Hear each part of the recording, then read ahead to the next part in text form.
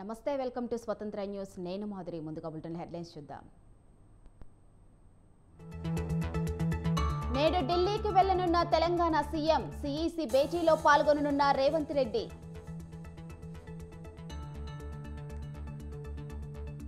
ఎమ్మెల్సీలుగా కోదండరాం, అమీర్ అలీ ఖాన్ పేర్లను ఖరారు. 2 పేర్లను తిరిగి గవర్నర్ ఆమోదానికి పంపనున్న ప్రభుత్వం.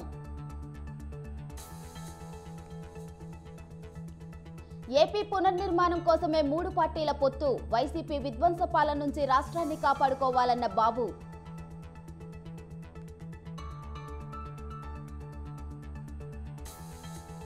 అసాధ్యమనుకున్న పొత్తును సాధ్యం చేశారన్న పవన్. గ్రంథి శ్రీనివాసును భీమవరం నుంచి తరిమేయాలని పిలుపు.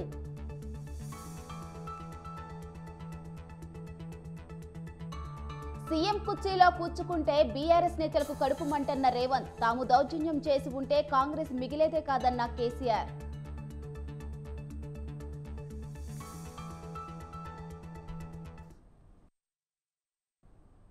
ఇక డీటెయిల్స్ చూస్తే, తెలంగాణ ముఖ్యమంత్రి రేవంత్ రెడ్డి ఇవాళ ఢిల్లీకి వెళ్లనున్నారు. ఢిల్లీలో జరగనున్న పార్టీ సీఈసీ సమావేశంలో సీఎం రేవంత్ పాల్గొనున్నారు. తెలంగాణలోని 17 లోక్సభ స్థానాలకు కాంగ్రెస్ పార్టీ ఇప్పటి వరకు 4 అభ్యర్థుల పేర్లను ప్రకటించింది. మిగతా స్థానాల్లో అభ్యర్థులపై ఇవాళ చర్చించనున్నారు. రేవంత్ రెడ్డితో పాటు ఒకరిద్దరు మంత్రులు కూడా వెళ్లే అవకాశం ఉంది.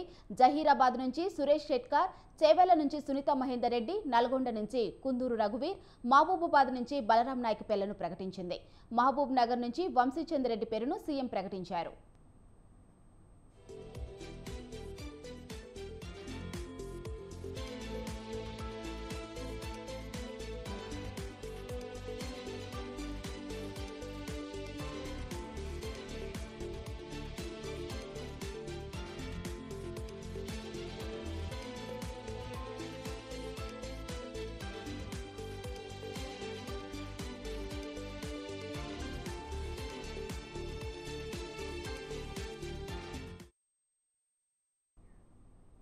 రాష్ట్ర పునర్నిర్మాణం కోసమే 3 పార్టీల పొత్తు అని టీడీపీ అధినేత చంద్రబాబు స్పష్టం చేశారు.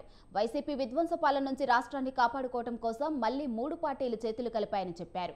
ఈ పొత్తు జగన్ను ఓడించడం కోసమే కాదు, రాష్ట్రాన్ని గెలిపించడం కోసమని తెలిపారు. రాష్ట్ర వ్యాప్తంగా టీడీపీ బూత్ స్థాయి కార్యకర్తలు, నాయకులతో చంద్రబాబు టెలికాన్ఫరెన్స్ నిర్వహించారు.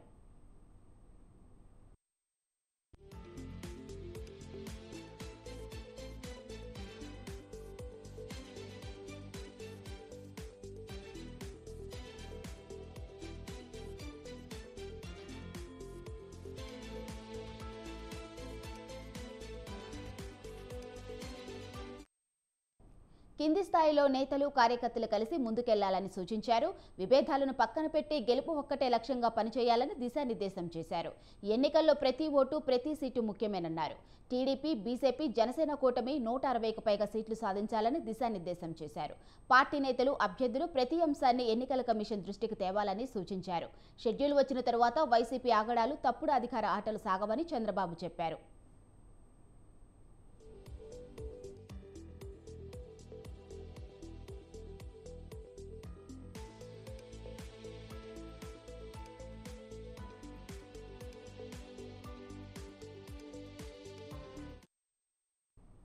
భీమవరం నుంచి గ్రంథి శ్రీనివాసును తరిమివేయాలని జనసేన అధినేత పవన్ కళ్యాణ్ పిలుపునిచ్చారు. వీధి రౌడీని ఎమ్మెల్యేలను చేశారని అన్నారు.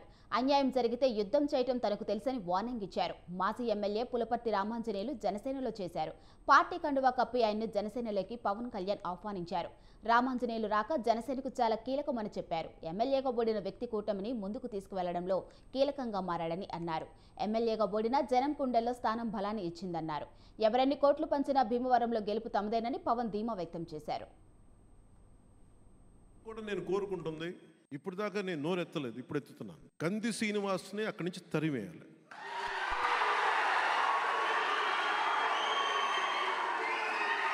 మీలో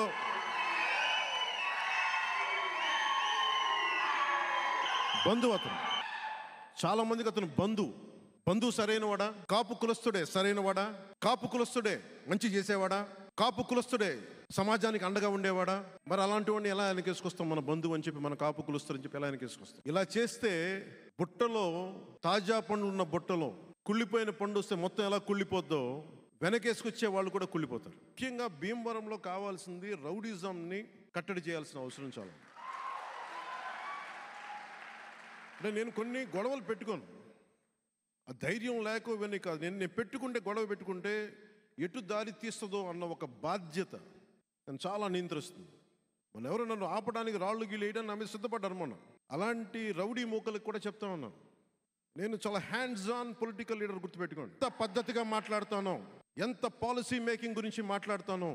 మీరు గొడవలకి సై అంటే దానికి రెండింతలు సై అని చెప్తాను. గుర్తుపెట్టుకోండి, చాలా పద్ధతిగా మాట్లాడతాం, చాలా దిగి మాట్లాడతాం, మర్యాద ఇచ్చి మాట్లాడతాం.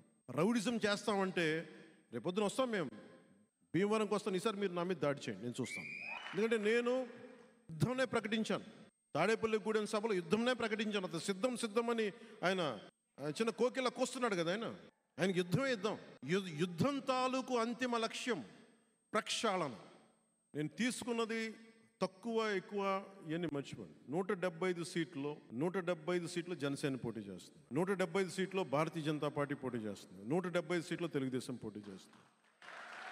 ఎందుకంటే ఈసారి జగన్ తాలూకు పార్టీని పక్కన పెట్టకపోతే రాష్ట్రానికి కాదు దేశానికే హాని. అది ఒక్కడి దగ్గర ఇన్ని వేల కోట్ల డబ్బు, ఒక్కడి దగ్గర ఇంత అరాచకం, ఇంత కిరాయి సైన్యం, ఒక్కడి దగ్గర ఇంత అక్రమంగా అధికారం, ఒక్కడి దగ్గర చేరితే ఇంకెవడు బతకలేడు. భీమవరంలో ఇంతమంది పెద్దలు ఉన్నారు, ఒకరు కాదు, ప్రపంచంలో అత్యంత ఎక్కువ, ప్రపంచంలోని కుబేర్లంతా ఇక్కడ ఉన్నారు భీమవరంలో. కానీ అందరూ కలిసి ఒక్క రౌడీ ఎమ్మెల్యేకి భయపడాల్సి వస్తుంది, ఎదురు చెప్పలేకపోతుంది. ఎందుకు? దానికి కారణం నేనే బాధ్యతను. దానికి స్థలం నాకు అమ్మడానికి వచ్చి ఎమ్మెల్యే గారు మమ్మల్ని గొడవ మీద పెడతారని మీకు అమ్మలేమని నాకు చెప్పారు. కానీ నేను గొడవ పెట్టుకుందామంటే నాకు నిజంగా చొక్కా జించుకొని నాలాగా నిలబడే ఒక్క వ్యక్తి నుండి కొట్టేసేవాడిని, స్థలాన్ని ఇల్లు కట్టేసేవాడిని. పాటికి ఆ బాధ్యత తీసుకోవడానికి భయం వేస్తుంది అందరికి, ఎందుకంటే గొడవ పెట్టుకోవాలి ఎమ్మెల్యేతోటి. నేను ఇవన్నీ పెట్టుకుంది నేను ఈ రోజున వీటన్నిటిని ముందుకొచ్చి పులపర్తి ఆంజనేయ గారు ఒకటే చెప్పారు. నేను పులపర్తి ఆంజనేయ గారు ఒక బాధ్యత అడుగుతున్నాను ఈ రోజున. నాకు జనసేన ఆఫీస్కి నేను ఎప్పుడన్నా వచ్చి ఉండటానికి ఒక చిన్నపాటి స్థలం చూపించి నా డబ్బులతో నేను కొనుక్కుంటాను. ఎమ్మెల్సీలుగా కోదండరాం, అమీర్ అలీ ఖాన్ పేర్లను ఖరారు చేస్తూ తెలంగాణ కేబినెట్ మంగళవారం తీర్మానం చేసింది. హైకోర్టు ఆదేశాలతో గవర్నర్ కోట ఎమ్మెల్సీల అభ్యర్థుల పేర్లను మరోసారి తీర్మానం చేసింది. ఈ 2 పేర్లను తిరిగి గవర్నర్ ఆమోదం కోసం పంపించనున్నారు.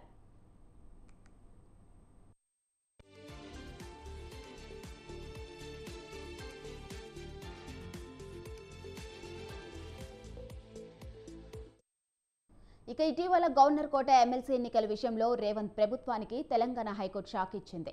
గత బీఆర్ఎస్ ప్రభుత్వం సిఫార్సు చేసిన దాసోజు శ్రవణ్, సత్యనారాయణ పేర్లను తిరస్కరించే అధికారం గవర్నర్కి లేదని, అభ్యంతరం ఉంటే రాష్ట్ర మంత్రివర్గానికి తిప్పి పంపాలని ఆదేశించింది. ఈ క్రమంలో మళ్లీ కొత్తగా ఎమ్మెల్సీల నియామకం చేపట్టాలని హైకోర్టు స్పష్టం చేసింది. ఈ నేపథ్యంలో మరోసారి ఎమ్మెల్సీలను ఖరారు చేస్తూ కేబినెట్ తీర్మానం చేసింది.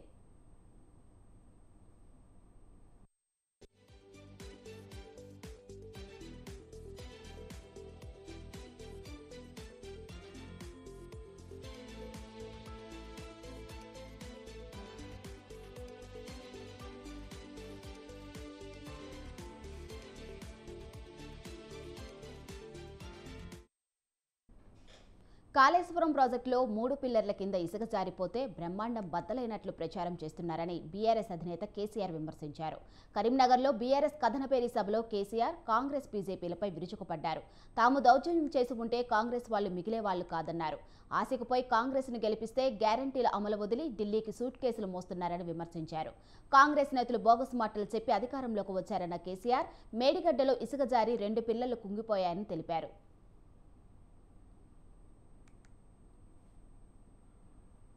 అత్యాశకో దురాశకో లేదా మరో రకంగానో ప్రజలు మోసపోతారు. మొన్న కూడా మోసపోయి కాంగ్రెస్ పార్టీని గెలిపించాను. ఈ రోజు 3 నెలల లోపలనే 100 రోజుల్లోనే ప్రజలు ఏం జరుగుతుందో మీకు తెలుసు. మీరందరు గ్రామాలలో ఉంటారు. ఏం మాట్లాడతామంటే మేము ఎక్కువ ఇస్తాం, మీకు 6 సందమామలు పెడతాం, 7 సూర్యులు పెడతాం అని మాట్లాడింది. రైతు బంధు 15,000 వేస్తాం, కళ్యాణ లక్ష్మికి తులం బంగారం కల్పిస్తాం. ఇవాళ నోటికి మొక్కాలే 420 హామీలు ఇచ్చింది, బయలుదేరింది. ఇవాళ ఏం మాట్లాడుతుండ్రు? రైతు బంధు అడిగితే చెప్పుతో కొడతామంటాడు ఒక మంత్రి. నేను చెప్పిన బిడ్డ, రైతుల చెప్పులు చాలా బందోబస్తుంటాయి, దబ్బన వాళ్ళు అదే పనికెత్తుకుంటే ఏమైతుంది మీకు గతి అని కూడా నేను చెప్పిన. ఇంకెవడో సన్నాసిగాడు కూడా అంటాడు.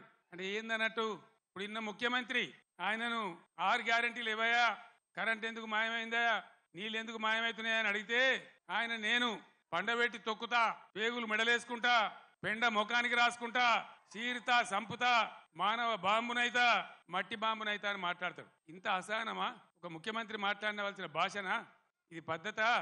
తెలంగాణ రాష్ట్రానికి సమాజానికి ఇది ఒక గౌరవమా? దయచేసి ప్రజలు ఆలోచించాలని చెప్పి నేను కోరుతా ఉన్నా. కాళేశ్వరం ప్రాజెక్ట్, దానిలో మేడిగడ్డ బ్యారేజ్ 100 కాంపోనెంట్లలో అదొక చిన్న కాంపోనెంట్. దాంట్లో కొంచెం ఇసుక జారి 2 పిల్లర్లు కుంగినాయి. అదేందో ప్రళయం బద్దలైనట్టు, దేశమే కొట్టుకపోయినట్టు. నేను 2-3 రోజుల తర్వాత టీవీలో కూర్చుంటున్నా, ప్రతి ఇంటికి చేరుకొని చెప్తా కాళేశ్వరం సంగతి ఏందో, ఎందుకు కట్టినమో. కాళేశ్వరం పుణ్యమే కదా ఎంత బ్రహ్మాండంగా ఈ జిల్లాలో నీళ్లు వచ్చినాయి. ఏ విధంగా మిడ్ మానేరు ఎల్ఎండి నిండి ఉంటుండే, ఏ విధంగా చెరువులు చెక్ డ్యాములు మత్తళ్ళు దుంకుతుండే. చాలా దుఃఖం కలుగుతా ఉంది మనసుకు. ఇంతసేపు కేసీఆర్ని మన బదనాం చేయొచ్చా? మేడిగడ్డ ఈ గడ్డ చెప్పి మన పనులలో ఒక పన్ను వదలవుతుంది. 32 పనులు రాలగొట్టుకుంటామా? మొత్తమే ఊడగొడతామా? ఏ పన్ను అయితే ఊగుతుందో ఆ పన్ను బాగు చేసుకుంటాం, కానీ మొత్తం పనులు అయితే రాలగొట్టుకోం కదా.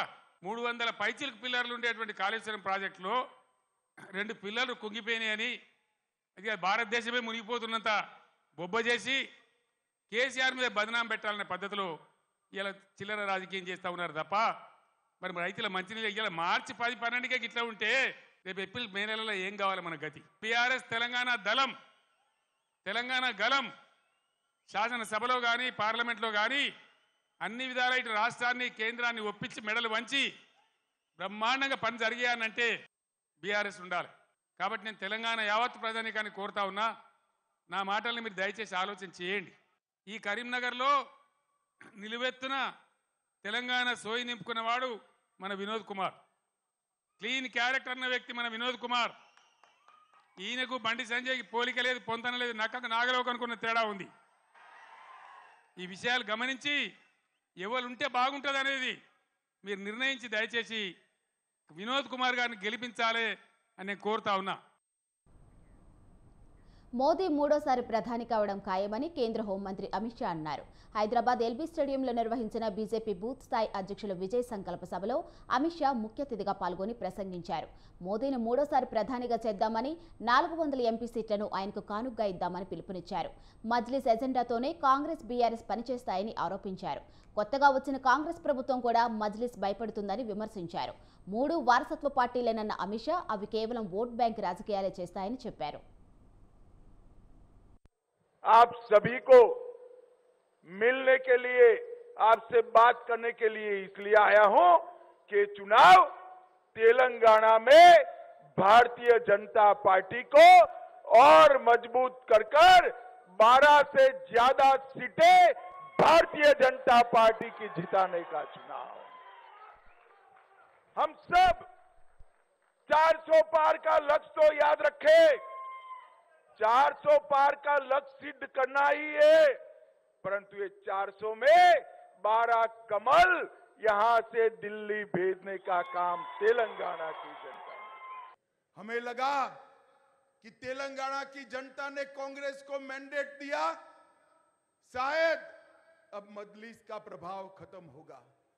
जैसे ही विधानसभा चालू हुई, आउट ऑफ वे जाकर सारे नियमों की धज्जी उड़ाकर मजलिस के नेता को टेम्पररी स्पीकर बनाकर कांग्रेस ने इनका सजदा करने की शुरुआत कर दी। ये दोनों पार्टियां हैदराबाद स्थापना दिन मना सकती है क्या? जोर से बोलो, मना सकती है क्या? सरदार पटेल का सम्मान कर सकती है क्या? नहीं कर सकते, क्योंकि ये वोट बैंक की लालच से डरते हैं। हम भारतीय जनता पार्टी के कार्यकर्ता वोट बैंक से नहीं डरते हैं। हम तेलंगाना के कल्याण और तेलंगाना के सम्मान को समर्पित पार्टी है। मित्रों, आज तेलंगाना की जनता ने फैसला एक प्रकार से 3 पार्टियों के सामने भाजपा का चुनाव है, कांग्रेस पार्टी, टीआरएस और मजलिस।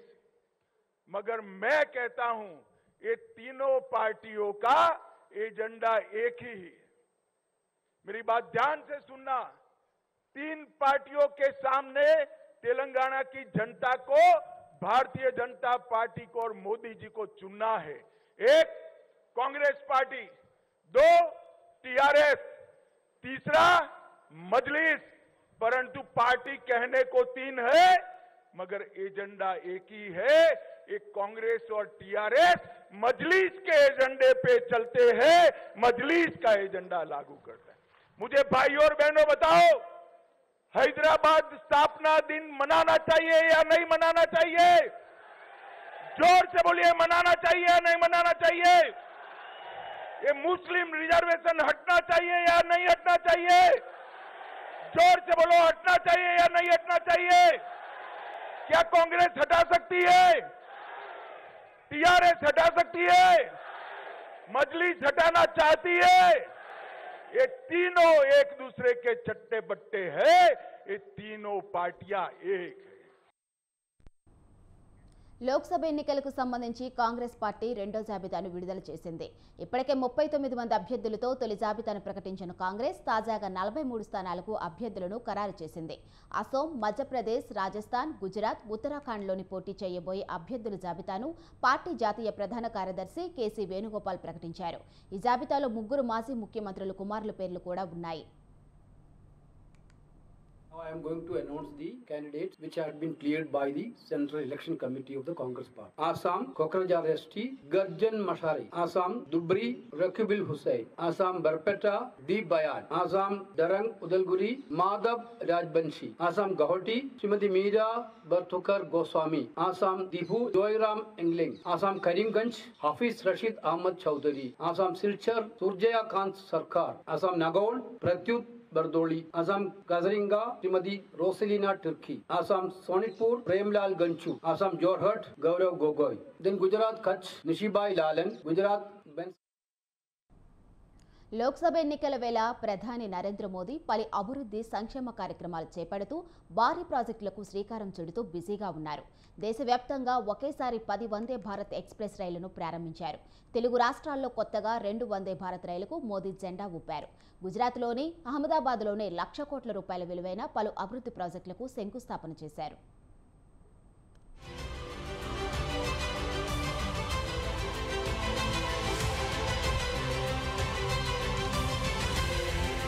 కేంద్రంలో బీజేపీ ప్రభుత్వం అధికారంలోకి వచ్చిన తర్వాత దేశవ్యాప్తంగా రైళ్ల వేగం హెచ్చింది.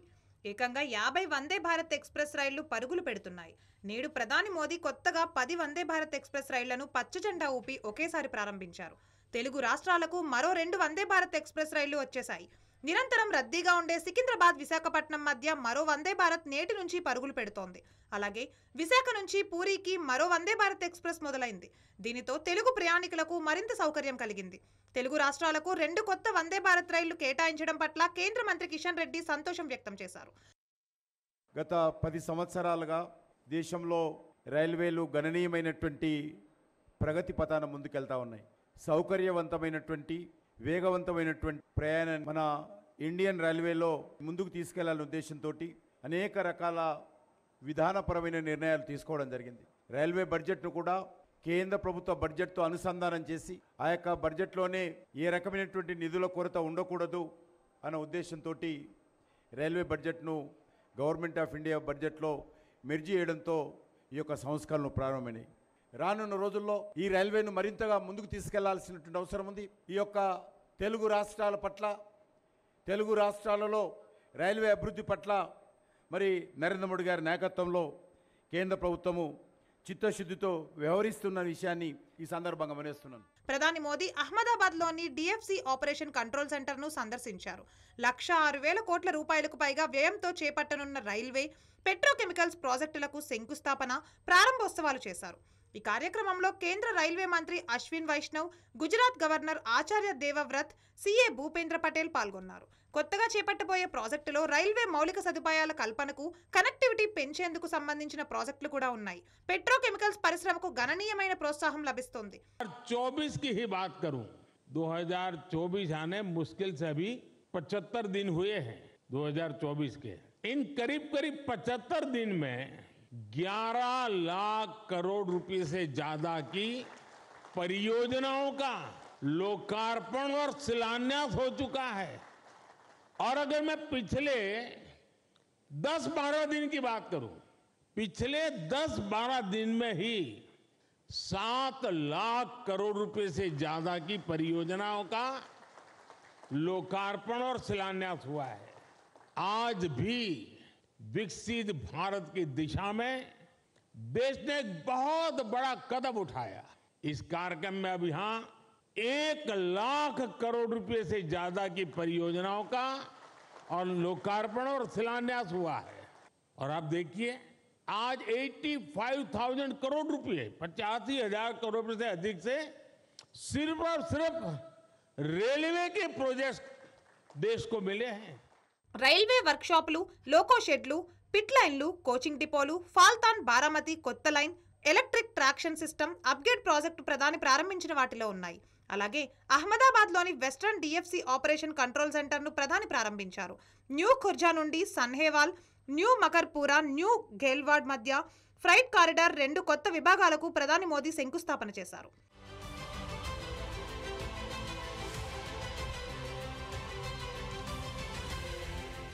రైల్వే స్టేషన్లలో 50 ప్రధానమంత్రి భారతీయ జనౌషధి కేంద్రాలను ఆయన అంకితం చేశారు. ఈ జన ఔషధి కేంద్రాలలో ప్రజలకు చౌకగా నాణ్యమైన జనరిక్ మందులు కూడా లభిస్తాయి.